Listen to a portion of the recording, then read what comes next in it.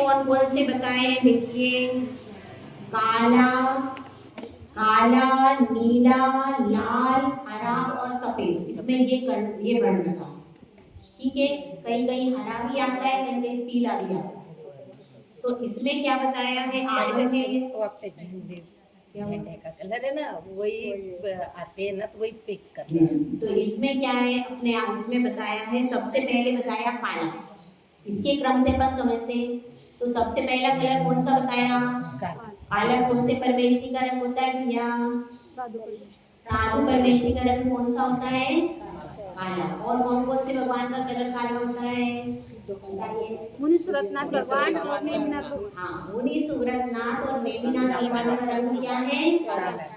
दो भगवान कैसे, सांवले। ठीक है, उसके बाद बताओ नीला रंग बताया। काले के बाद कौन सा रंग बताया, नीले रंग का कौन होते हैं, कौन कौन से भगवान होते हैं, सावळा दरवाजा वही दक्षिण नीला भी उनका ही बताते हैं। हाँ, नीला और नीला और काला एक ही बताते हैं। ठीक है, तो नीला रंग होता है। फिर नीले के बाद बताया है लाल वर्ण। और झंडे में भी नीला रंग किसका प्रतीक है, कौन से परमेष्ठी में होता है नीला रंग, साधु परमेश्वर। साधु परमेष्ठी में नहीं होता, आचार्यों का होता है, या उपाध्याय का होता है। हाँ, बताओ कौन से परमेष्ठी का रंग नीला होता है, बताओ।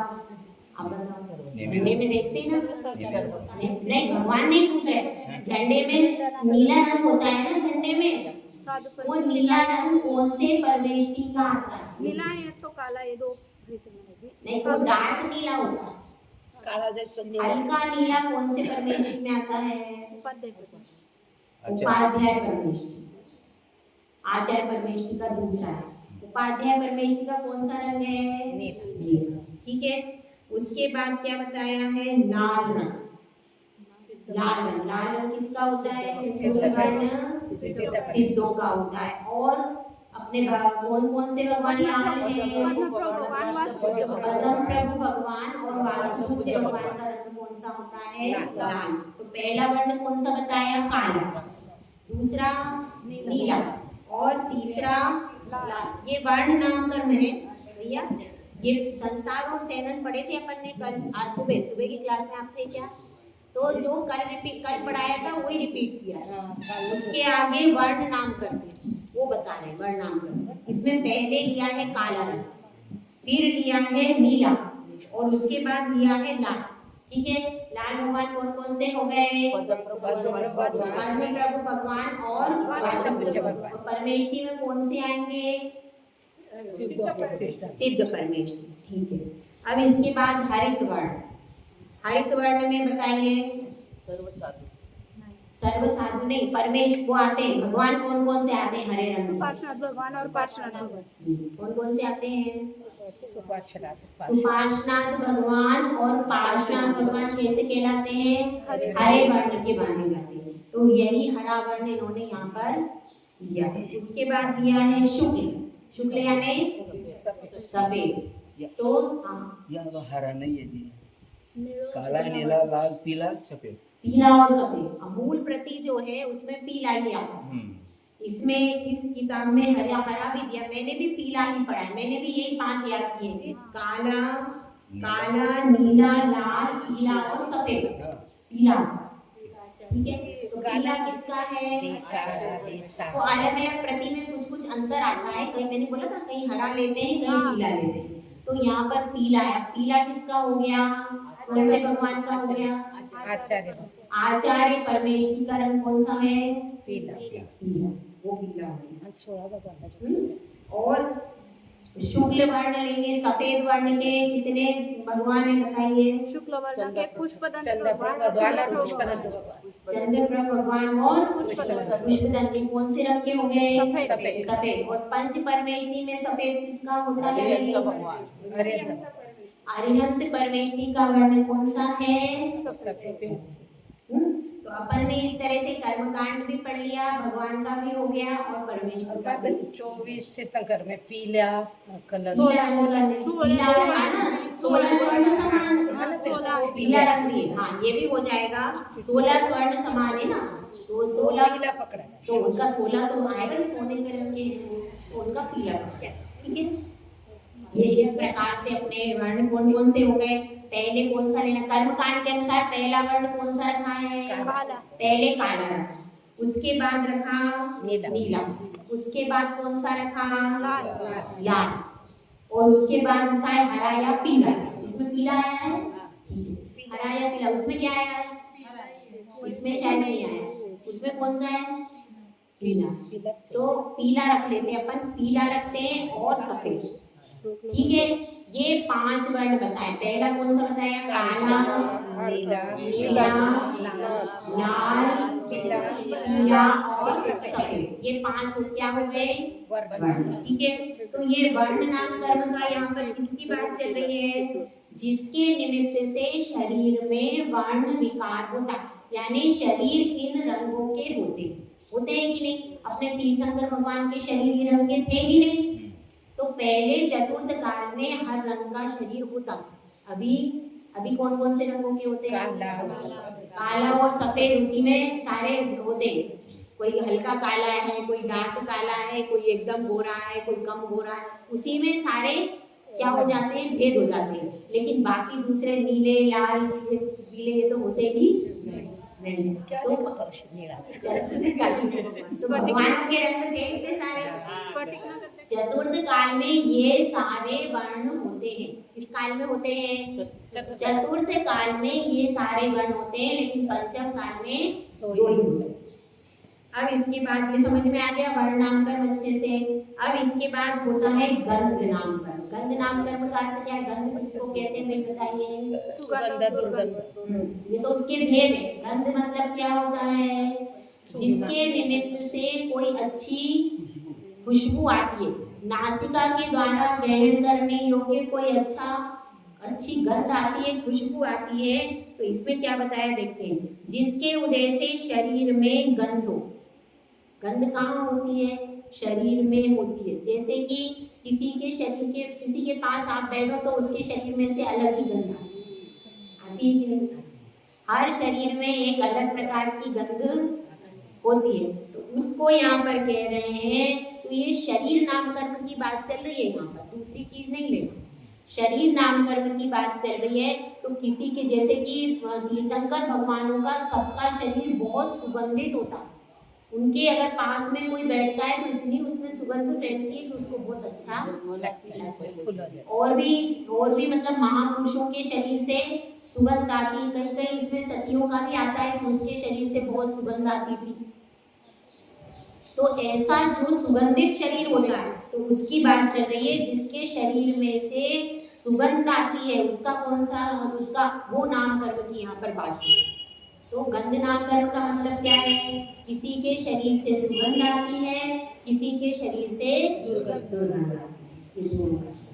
तो जिसके उदय से शरीर में गंध, दोनों प्रकार की हो सकती है। किसी के शरीर में दुर्गंध है, किसी के में गंध सुगंध है, और किसी के शरीर में दोनों में से कुछ भी नहीं है, मीडियम है।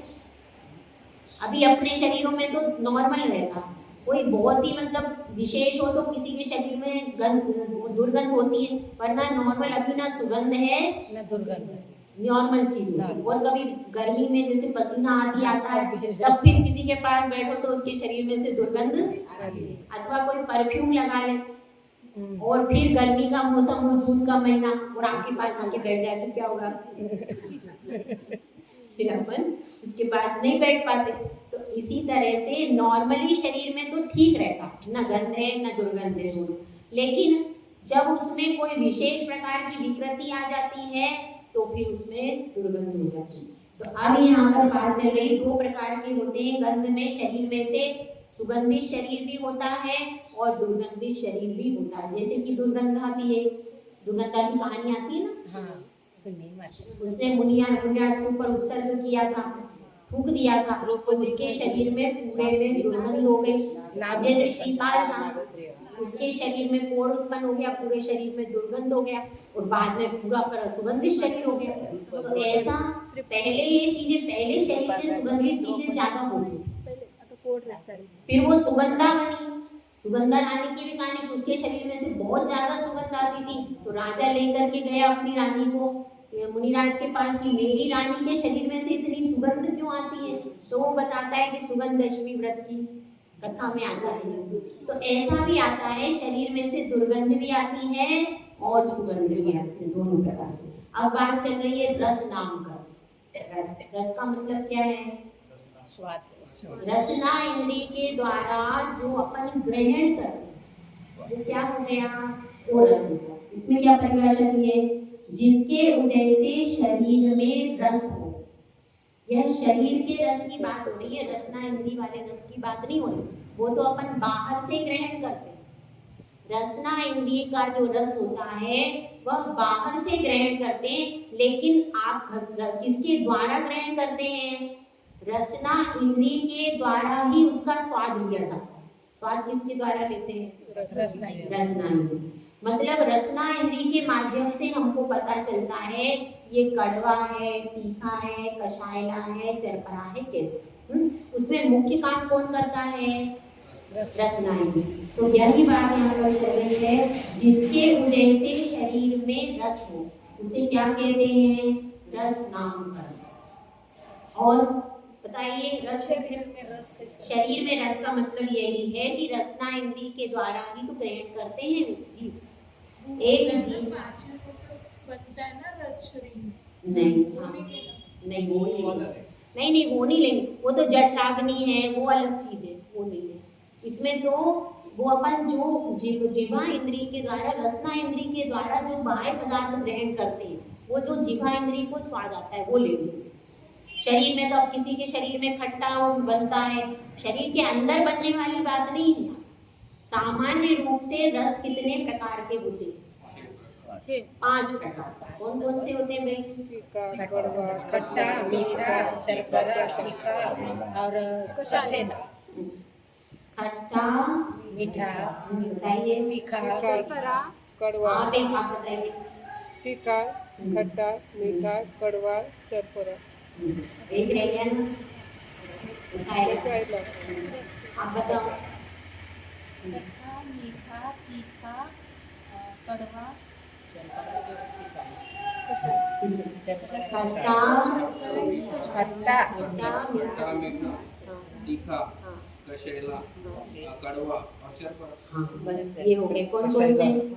कसाइला या आंवला होता है? नहीं, करेला नहीं। देखिए कशेला रे, कसाइला मतलब आंवला।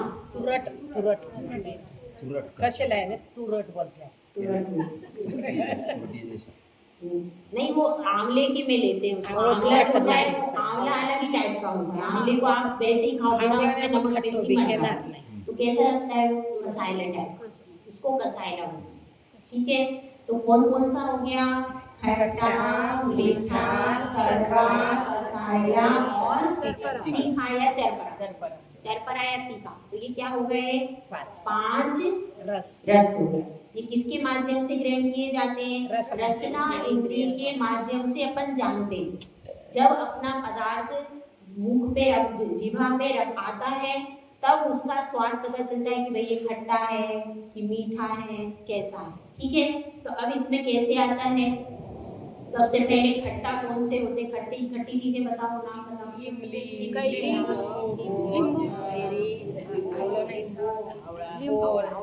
आप केवल खट्टा बताओ। नींबू, नींबू हो गया, इमली, हाँ, और कैरी, क्या हो गई? नींबू, इमली, केरी और आया नहीं आया। खट्टी में क्या क्या आएगा? इमली, नींबू, केरी, ये 3 तो चीजें। बेर भी खट्टे होते हैं, खट्टे पर मीठे भी होते हैं। पहले कच्चे वाले रहते हैं वो खट्टे रहते हैं, उनमें दोनों क्वालिटी है। बेर में उसमें खट्टे भी होते हैं, मीठे, जैसे कि केरी होती है और आम होता है, ऐसी बेर भी खट्टे भी होते हैं और मीठे भी होते पर नाम अलग अलग है ना। हाँ। बेर का नाम एक ही है। दही भी आएगा ना फिर? हैं। क्या खट्टा दही किसमें? दही खट्टे। हाँ, दही भी कई बार बहुत हो जाता है। तो दही भी जब जो एकदम अच्छा ताजा जमा है वो तो खट्टा नहीं होता, लेकिन उसको थोड़ा रख दे तो फिर एकदम बहुत ज्यादा खट्टा हो जाता है। कोई भी चीज है जिसमें खटास आ रही है वो क्या हो गया, खट्टे रस में आ जाए। ठीक है, उसके बाद क्या मीठे में क्या क्या आएगा, बहुत सारी सब चीज क्या क्या आएगा, शक्कर आएगी, गुलाब जामुन आएगी, जिसमें शक्कर पड़ती है वो सब मीठा हो जाएगा। मीठे में आएगा शक्कर है, गुड़ है, मिश्री है बाकी सब और सारे फल, जितने भी फल है सब ज्यादातर पूरे मीठे फल। ठीक है, सब मिठाई भी मीठे में आ जाएगी। मिठाई वो शक्कर में सब आ गई मिठाई, तो ये मीठे में आ जाएगा। उसके बाद खट्टा मीठा तीखा, तीखा, तीखे में क्या क्या आएगा, मिर्ची, सब प्रकार की मिर्ची है, लाल मिर्ची, काली मिर्ची, सफेद मिर्ची, लोग गए लोग भी तीखे में आ जाएगा। काली मिर्ची, तो ये सारा काय में आ जाएगा, तीखा, लोग आलू आएगा, ये सब तीखे में आ जाएगा। तो क्या क्या हो गया, खट्टा, मीठा, तीखा। अब कड़वा, कड़वे में क्या क्या चीजें आएंगी, करेला, नीम आएगा, हाँ नीम, गिलोय भी आता है, गिलोय का काढ़ा उसमें पीते थे, इसमें कोरोना में गिलोय का काढ़ा, अभी भी बुखार आ जाए तो उसका काढ़ा देखो, वो चिरायता आता है, चिरायता का काढ़ा, वो भी कड़वा रहता वो भी कड़वा है। मेथी, हाँ मेथी दाना, मेथी दाना भी कड़वी रहती है। मेथी दाना और मेथी कड़वी रहती है, तो ये सब कड़वे में आ जाएगा। अब और क्या बचा, कसेला, कशेला, कशेले में क्या क्या वस्तु है, आंवला, आंवला ही आएगा, वो कौन सा होता है, और कुछ ऐसा लगते हैं। हा ना, कसेला तुरट सारखं स्वाद आहे कसेला के। मतलब ये अपन समझ रहे हैं, ये एक सब रहा और एक रहा ना, कौन सा, वो तो क्या है, हो गए पाँच, चरपरा, चरपरा मीठा हो ना, सब तीखा मतलब खट्टा, मीठा, कड़वा, कसाइला और चरपरा। चरपरा मैं भी बता दो, पहले ले लिया, तीखा पहले ले लिया, तो चरपरे में क्या है कि सारी मिर्चियाँ चरपरे में आ जाए, एक तो तीखो की, एक तो चरपरा की, दोनों। चलो अब ये हो गया, मतलब ये खाना भी पैकी एकच लेना पाहिजे। जिसके उदय से शरीर में रस हो वह रस नाम करते हैं। तो ये 5 रस हो गए और जीवा इंद्री के माध्यम से अपन इसको ग्रहण,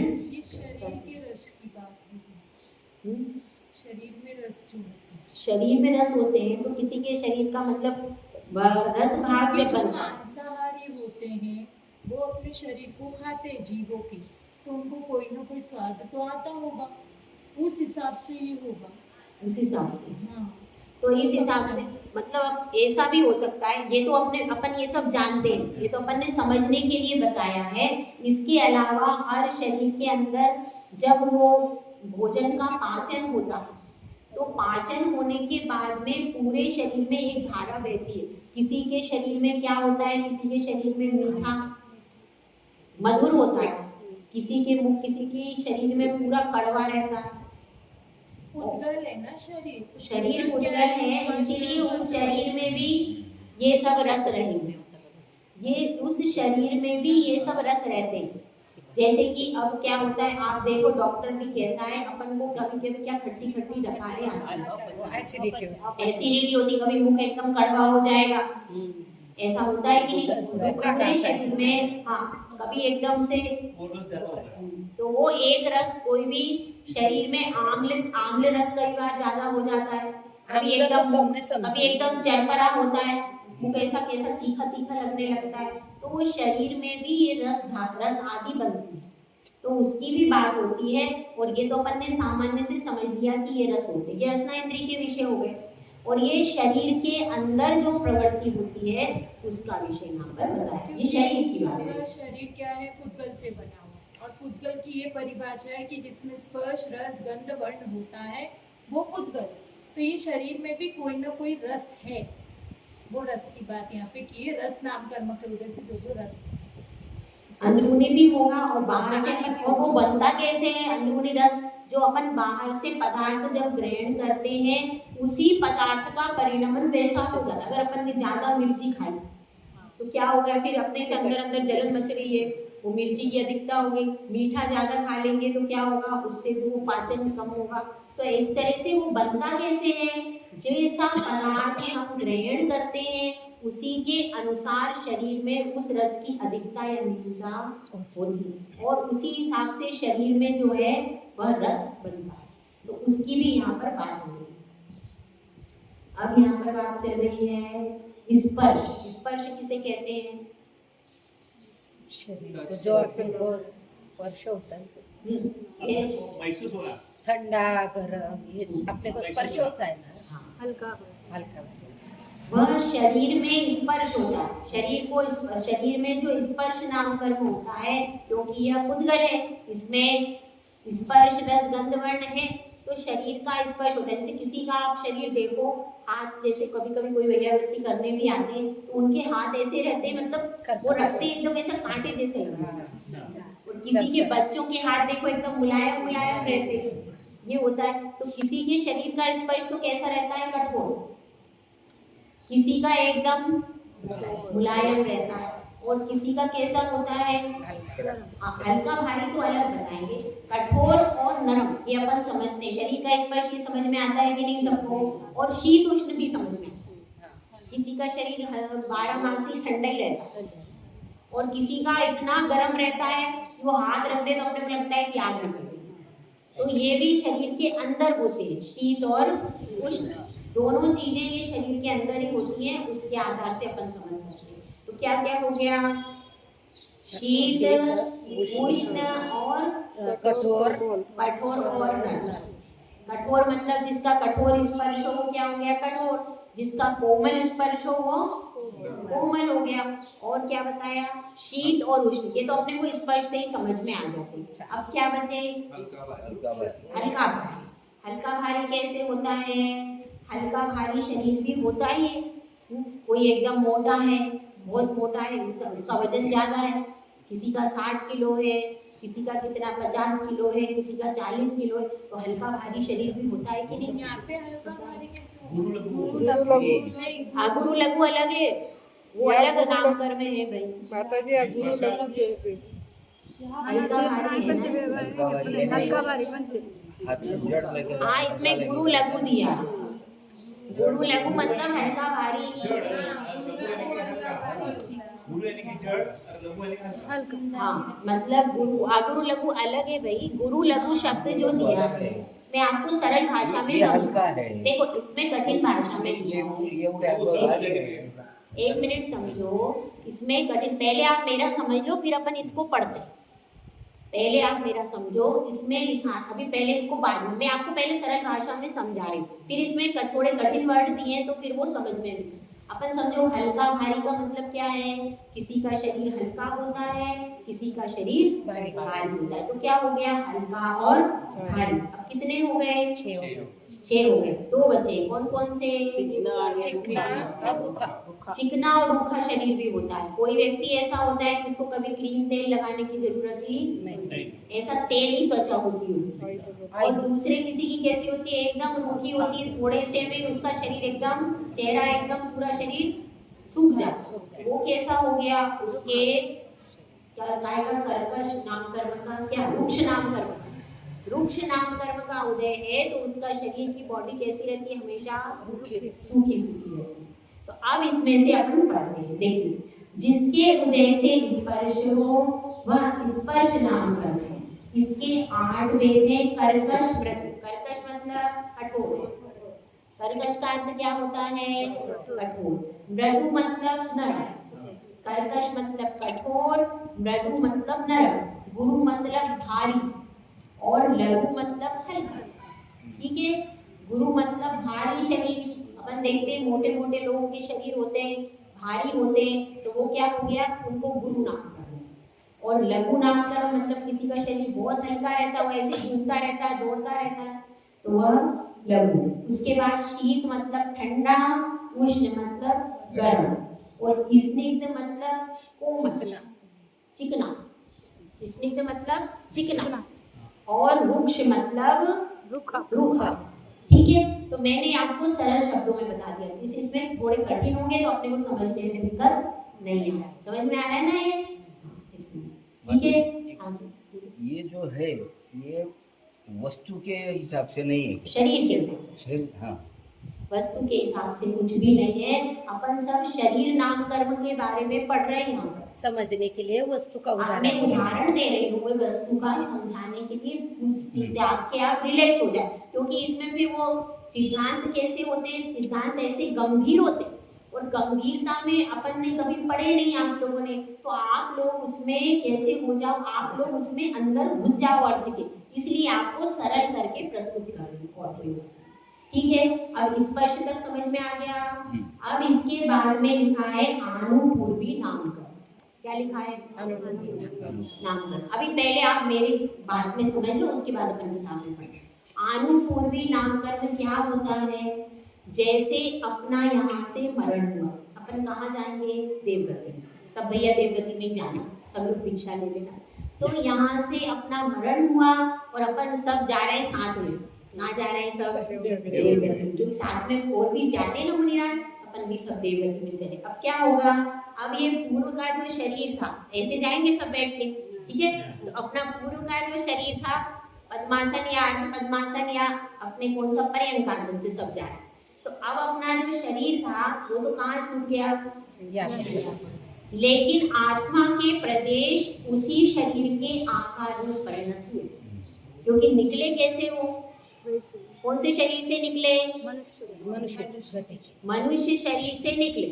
तो इस शरीर से सारे आत्मा के प्रदेश जब निकलते हैं तो एकदम से चेंज नहीं होते, उसमें थोड़ा समय लगता है। तो एकदम से चेंज नहीं होते उस रूप के, तो सारे आत्मा के प्रदेश उसी आकार में रहेंगे। यानी किस आकार में? जैसे अपन पर्यंकासन से समाधि हुई अपन, तो अब वो पर्यंकासन रूपी आत्मा के प्रदेश रहे, उसी साइज में रहेंगे। ऐसे पूरे यहाँ से निकलेंगे, अब पूरे शरीर में आत्मा के प्रदेश है, अब वो पूरे शरीर का जैसा शेप दिख रहा है, इसी शेप में आत्मा के प्रदेश बाहर निकले। अब बाहर निकल गए तो अब क्या होगा? अब वे बाहर निकल करके अब उनको कहाँ जाना है? दूसरे गति, देवगति। डिसाइड हो गई है, दूसरी में नहीं जाएंगे, सब ऊपर जाएंगे देवगति में। तो देवगति में सब अपन जा रहे हैं तो ऊपर की साइड जाएंगे। तो अब देवगति में जा रहे हैं, लेकिन उसका आकार कैसा है? आत्मा के प्रदेशों का मनुष्य गति के आकार के हैं।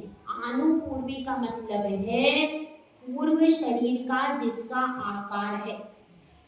आत्मा के प्रदेशों में पूर्व शरीर का जो आकार होता है उसको कहते हैं आनुपूर्वी। पूर्व शरीर का आकार तो पूर्व शरीर का, मगर जा कहाँ है वो? गति उसकी दूसरी रहेगी, रहेगा नहीं अभी यहाँ पर, इस स्थान पर अब नहीं रहेगा, यहाँ से निकल करके जाएगा।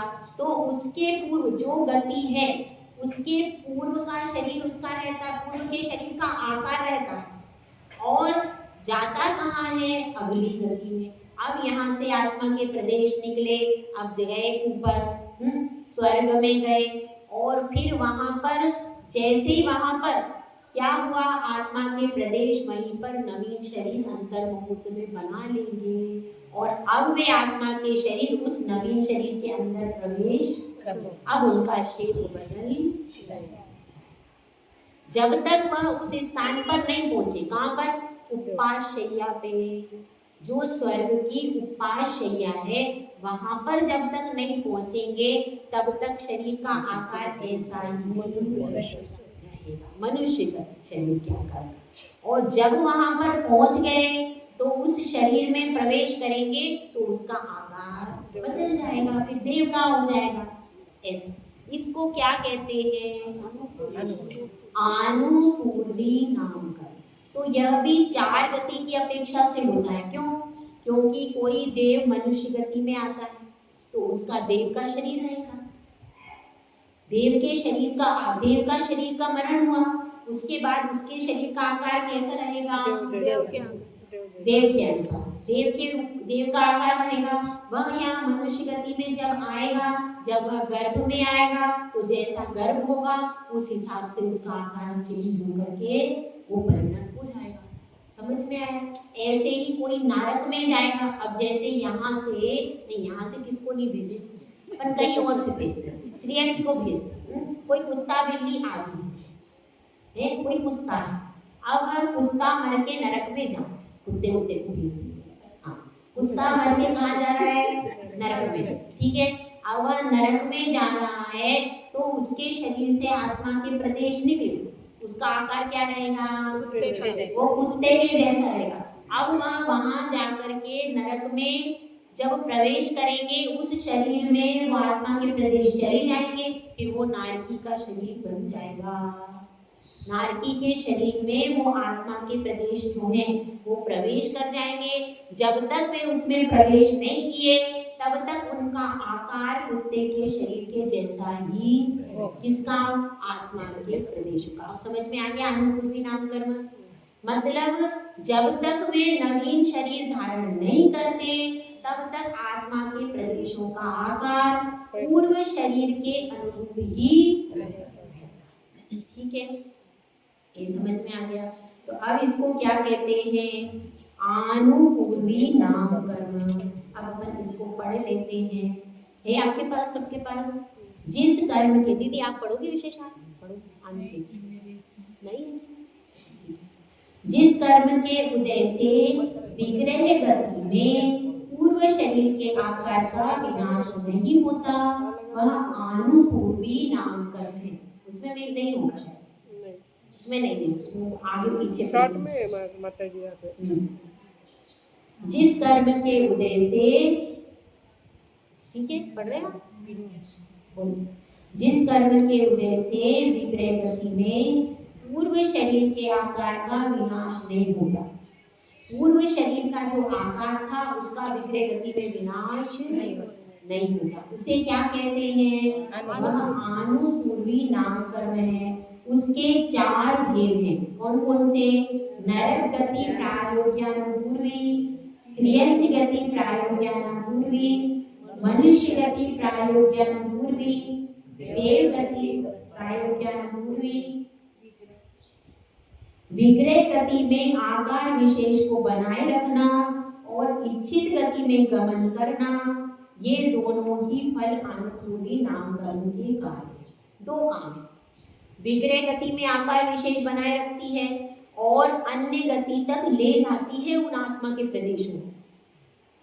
यदि वो ना ले जाए, बीच में छोड़ दे तो क्या हो, इसलिए वो दोनों काम करती है, आकार विशेष भी बनाए रखती है और अन्य गति तक उसको पहुंचा देती है आत्मा के प्रदेशों।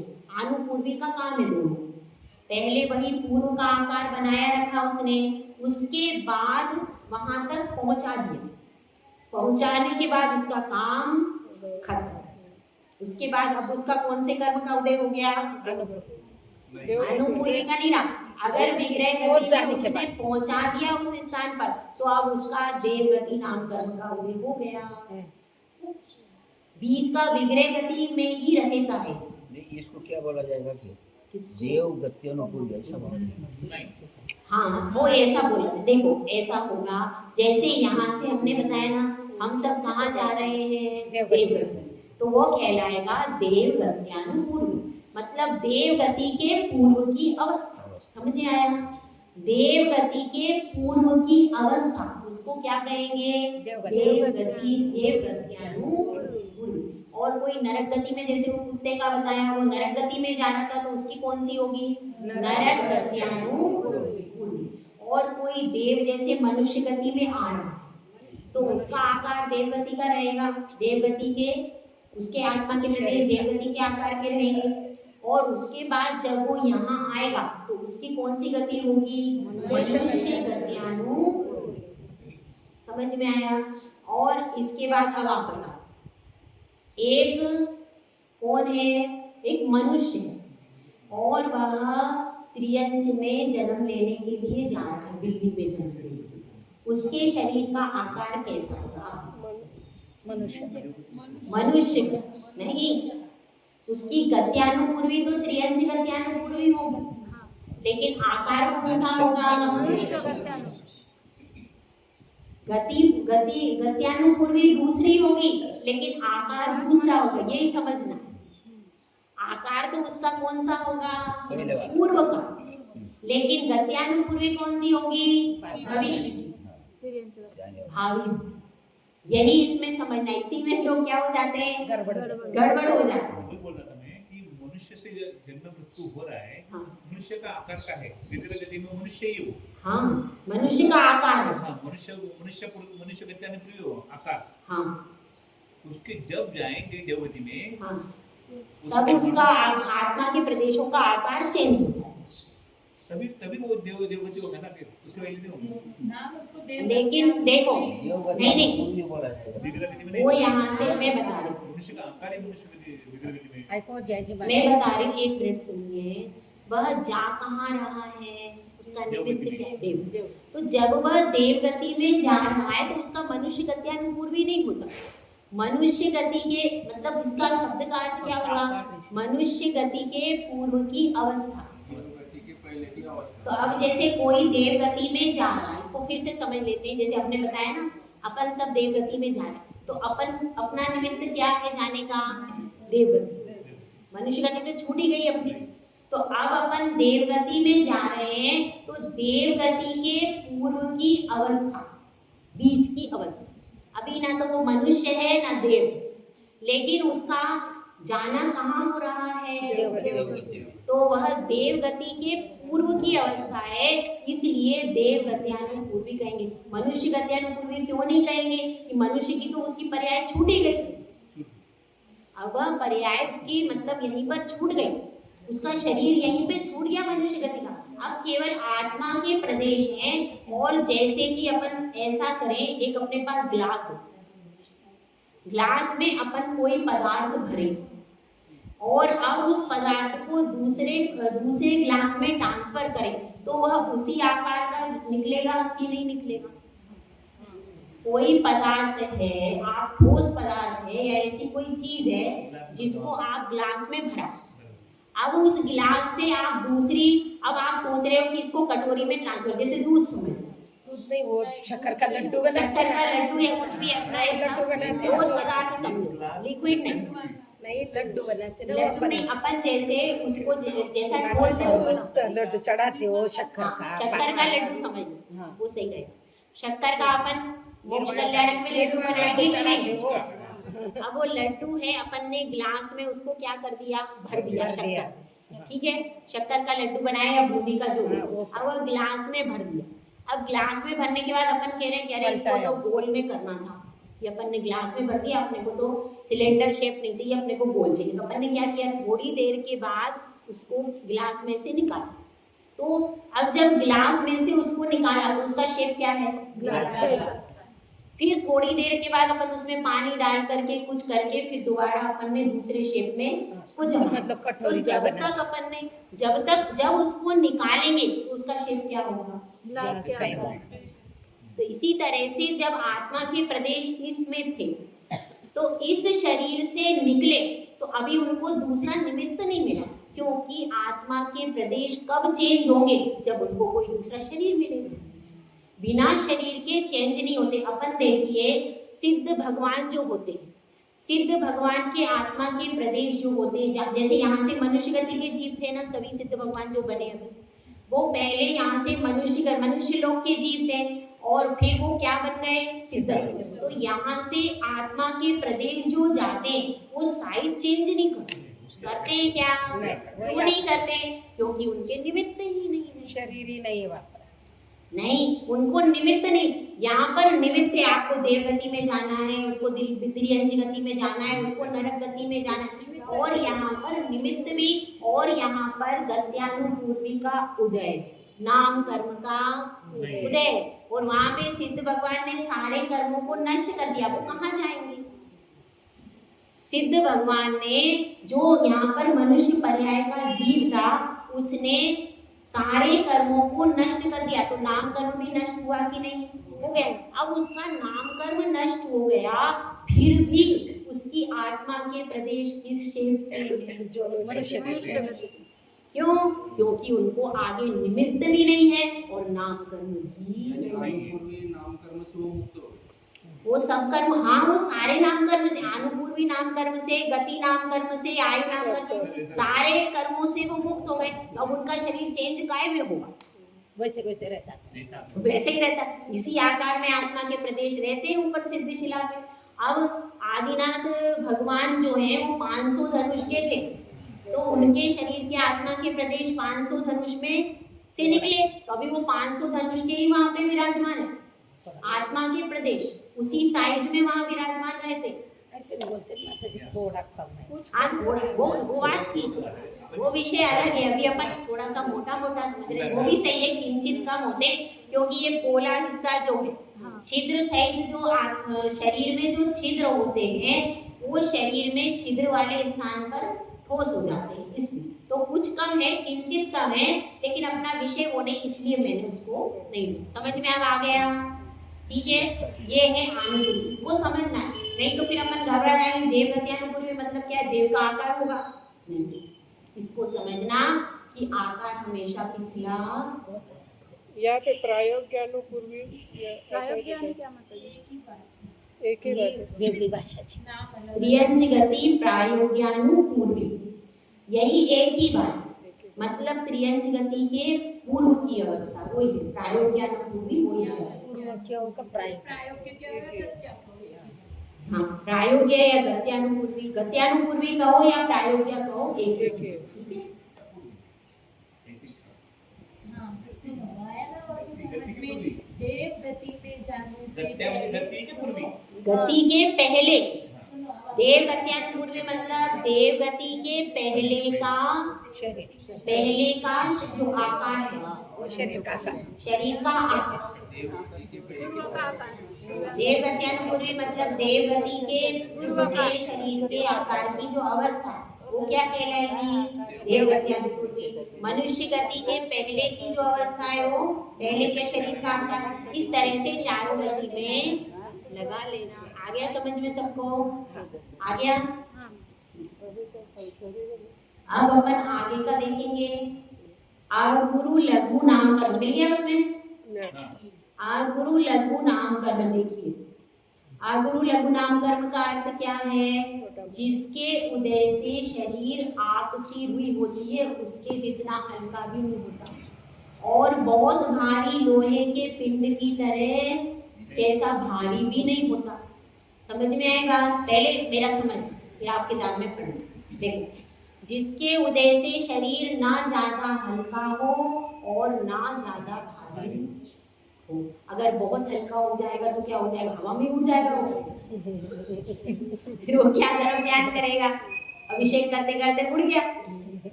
रुई जैसा हल्का होगा, जरा सी हवा चली और अब आंधी चले, अपन सब में शिखर जाते हैं वंदना करने हैं, वहाँ पर भी अपन तो वंदना ही नहीं कर पाए, रुई जैसे उड़ जाए तो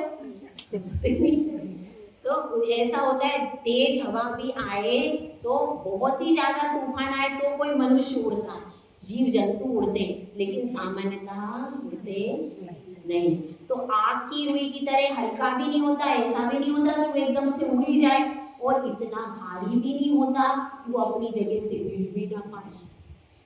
कैसे ना कैसे, मतलब बहुत ज्यादा हल्का भी नहीं होता है और बहुत ज्यादा भारी भी नहीं। उसको कहते हैं आगुरु लघु नाम कर्म। आदि पढ़ो इसका, आपको मिल गया? पढ़िए माता जी, या विहायोगति नाम कर्म भी है। अब आएगा क्या पूछ रहे हैं? आगे आएगा ना, विहायोगति आगे आएगा। वो अभी नहीं आएगा, वो तो बाद में 20 नंबर में आगे आ रहा है वो तो। या તમારું पहले ઉલટું સૂત્રો છે। अब इसमें आगे अभी आगे आगुरु लघु वाला देखिए। जिसके उदय से शरीर विहायोगति विहायगति बाद में आया है इसमें किताब। एक वेला नाम कर्म बाकी है। बाकी है। जिसके उदय से शरीर लोहे के पिंड बने नीचे न गिरे और आग की रुई के समान हल्का होने से पर भी न जाए, उसे अगुरु लघु नाम कर्म कहते हैं। देखो इसमें एक शब्द छूट गया दीदी, लोहे के पिंड की तरह भारी होने से एक शब्द छूट गया इसमें। इसमें लिखा है जिसके उदय से शरीर न तो लोहे की पिंड की तरह भारी होने से नीचे गिरे और न आग की रुई की तरह हल्का होने से उड़े। वो क्या कहलाएगा? आ गुरु लघु नाम कर्म। समझ में आ गया है ना?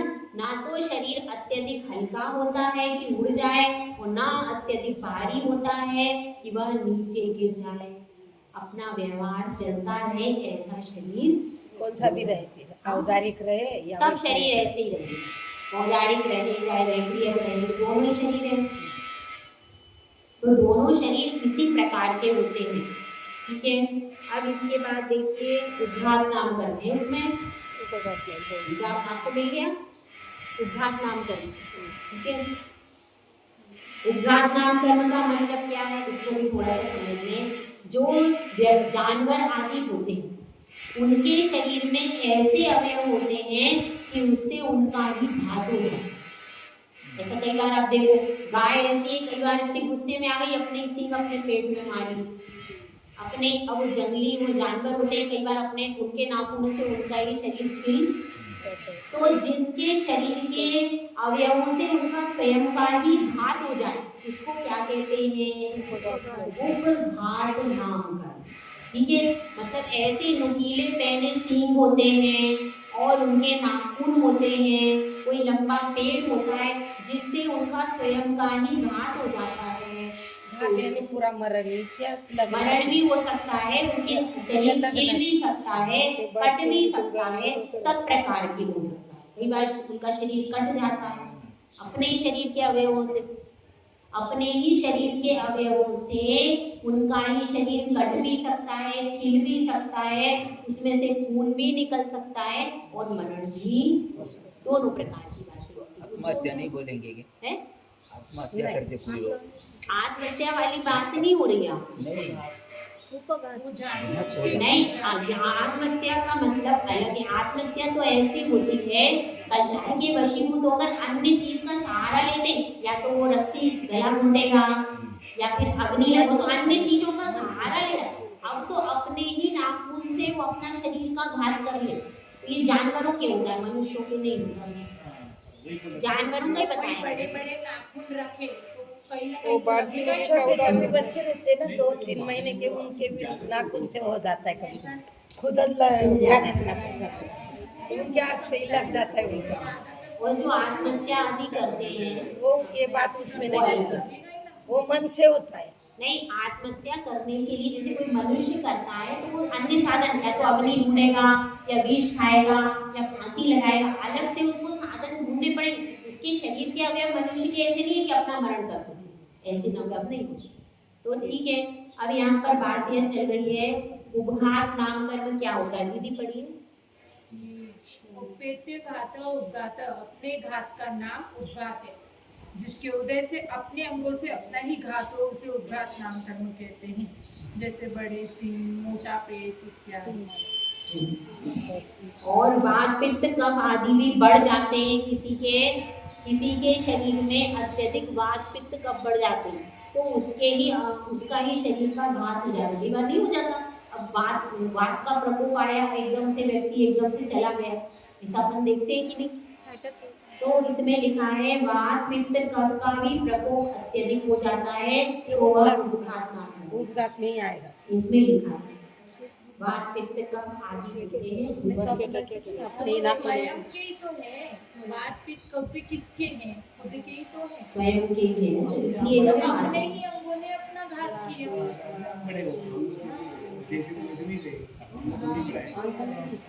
अंग नहीं है मगर स्वयं प्राप्त होने वाले घात को उपघात कहते हैं। परिभाषा में क्या है? स्वयं प्राप्त अंग, वैसे अंगों का ही मुख्य दिया जाता है तो इसमें अंगों की मुख्यता से ही आप समझ लो। अंगों की मुख्यता से अंग और उपांग उसके ऐसे होते हैं जिनके निमित्त से उसका स्वयं का घात हो जाए, उसे उपघात कहते हैं, ठीक है। इसके बाद क्या है? परघात नाम कर्म। परघात नाम कर्म क्या है? अपने अंगों से दूसरे का घात कर दे, वह क्या है?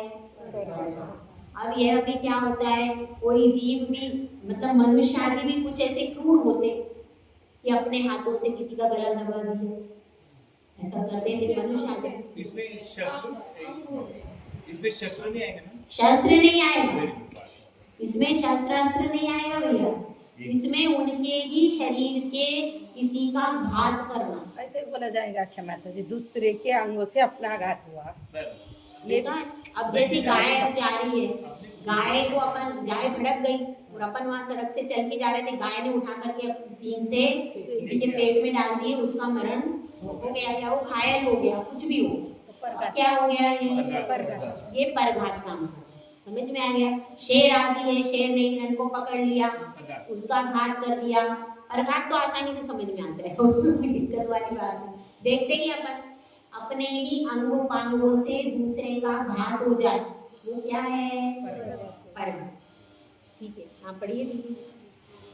जिसके हृदय से अन्य का घात करने योग्य अंग हो उसे परघात नाम कर्म कहते हैं। जैसे तीक्ष्ण सिंह, नख, सर्पादि की दाढ़ में विष इत्यादि। नख है, दांतों से भी हो जाता है। अब बीड़ी आती है तो वो दांत से ही कर लेती है, तो दांत के द्वारा भी लोग मार देते हैं। तो नख है, दांत है, सींग है, ये तीक्ष्ण होते हैं।